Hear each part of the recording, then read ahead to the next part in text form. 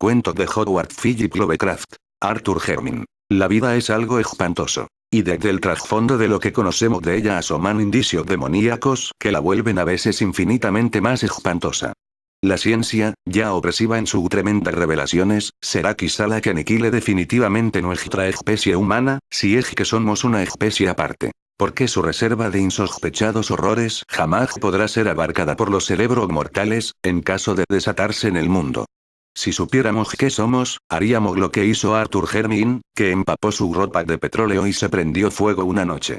Nadie guardó sus restos carbonizados en una urna, ni le dedicó un monumento funerario, ya que aparecieron ciertos documentos, y cierto objeto dentro de una caja, que han hecho que los hombres prefieran olvidar. Algunos de los que lo conocían niegan incluso que haya existido jamás.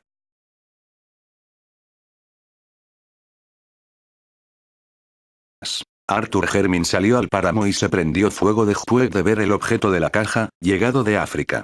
Fue este objeto, y no su raro aspecto personal, lo que lo impulsó a quitarse la vida. Son muchos los que no habrían soportado la existencia, de haber tenido los extraños rasgos de Arthur Hermin. Pero él era poeta y hombre de ciencia, y nunca le importó su aspecto físico. Llevaba el saber en la sangre. Su bisabuelo, el barón Robert Hermin, había sido un antropólogo de renombre. Y su tatarabuelo, Wade Hermin, uno de los primeros exploradores de la región del Congo, y autor de diversos estudios eruditos sobre sus tribus animales, y supuestas ruinas. Efectivamente, Wade estuvo dotado de un celo intelectual casi rayano en la manía. Su extravagante teoría sobre una civilización congoleña blanca le granjeó sarcásticos ataques, cuando apareció su libro, Reflexiones sobre las diversas partes de África. En 1765, este intrépido explorador fue internado en un manicomio de Huntingdon. Todos los Hermin poseían un rasgo de locura, y la gente se alegraba de que no fueran muchos. La estirpe carecía de ramas, y Arthur fue el último vástago. De no haber sido así, no se sabe qué habría podido ocurrir cuando llegó el objeto aquel. Los Hermin jamás tuvieron un aspecto completamente normal. Había algo raro en ellos, aunque el caso de Arthur fue el peor, y los viejos retratos de familia de la casa Hermin anteriores a Wade mostraban rostros bastante bellos. Desde luego, la locura empezó con Wade, cuyas extravagantes historias sobre África hacían a la vez las delicias y el terror de sus nuevos amigos. Quedó reflejada en su colección de trofeos y ejemplares, muy distintos de los que un hombre normal coleccionaría y conservaría, y se manifestó de manera sorprendente en la reclusión oriental en que tuvo a su esposa. Era, decía él, hija de un comerciante portugués al que había conocido en África, y no compartía las costumbres inglesas. Se la había traído, junto con un hijo pequeño nacido en África, al volver del segundo y más largo de sus viajes. Luego, ella lo acompañó en el tercero y último, del que no regresó. Nadie la había visto de cerca, ni siquiera los criados, debido a su carácter extraño y violento. Durante la breve estancia de esta mujer en la mansión de los Hermin, ocupó un ala remota y fue atendida tan solo por su marido. Wade fue, efectivamente, muy singular en sus atenciones para con la familia. Pues cuando regresó de África, no consintió que nadie atendiese a su hijo, salvo una repugnante negra de Guinea.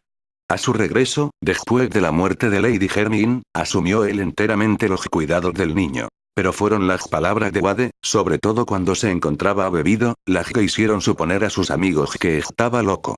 En una época de la razón como siglo XVIII, era una temeridad que un hombre de ciencia hablara de visiones insensatas y paisajes extraños bajo la luna del Congo. De gigantescas murallas y pilares de una ciudad olvidada, en ruinas e invadida por la vegetación, y de húmedas y secretas escalinatas que descendían interminablemente a la oscuridad de criptas abismales y catacumbas inconcebibles. Especialmente, era una temeridad hablar de forma delirante de los seres que poblaban tales lugares. Criaturas mitad de la jungla, mitad de esa ciudad antigua e impía, seres que el propio Plinio habría descrito con escepticismo, y que pudieron surgir después de que los grandes monos invadiesen la moribunda ciudad de las murallas y los pilares, de las criptas y las misteriosas esculturas. Sin embargo, después de su último viaje, Wade hablaba de esas cosas con estremecido y misterioso entusiasmo, casi siempre después de su tercer vaso en el Knightsead, alardeando de lo que había descubierto en la selva y de que había vivido entre ciertas ruinas terribles que él solo conocía. Y al final hablaba en tales términos de los seres que allí vivían, que lo internaron en el manicomio. No manifestó gran pesar cuando lo encerraron en la celda enrejada de Huntingdon, ya que su mente funcionaba de forma extraña. A partir de momento en que su hijo empezó a salir de la infancia, le fue gustando cada vez menos el hogar, hasta que últimamente parecía amedrentarlo.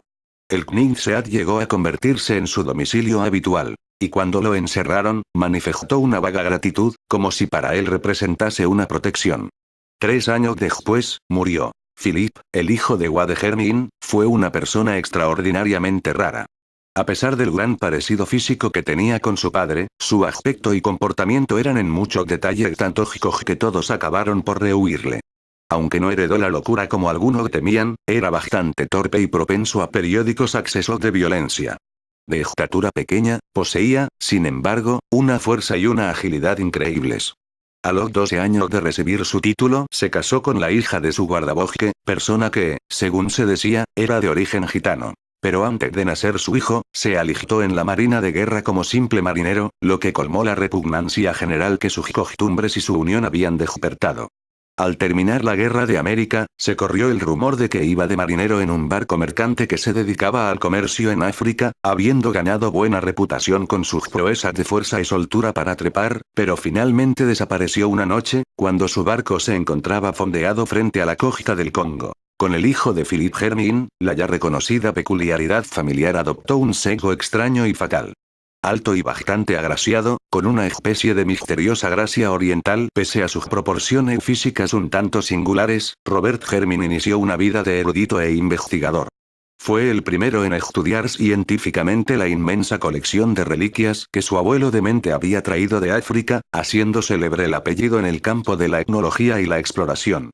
En 1815, Robert se casó con la hija del séptimo vizconde de Bristolme, con cuyo matrimonio recibió la bendición de 3 hijos, el mayor y el menor de los cuales jamás fueron vistos públicamente a causa de sus deformidades físicas y psíquicas. Abrumado por estas desventuras, el científico se refugió en su trabajo, e hizo 2 largas expediciones al interior de África. En 1849, su segundo hijo, Neville, persona especialmente repugnante que parecía combinar el mal genio de Philip Hermin y Lauteur de Lord Bristolme, se fugó con una vulgar bailarina, aunque fue perdonado a su regreso, un año después. Volvió a la mansión Hermin, viudo, con un niño, Alfred, que sería con el tiempo padre de Arthur Hermin. Decían sus amigos que fue esta serie de desgracias lo que trastornó el juicio de Robert Hermin. Aunque probablemente la culpa estaba tan solo en ciertas tradiciones africanas. El maduro científico había estado recopilando leyendas de la tribu Songa, próximas al territorio explorado por su abuelo y por él mismo, con la esperanza de explicar de alguna forma las extravagantes historias de Wade sobre una ciudad perdida, habitada por extrañas criaturas.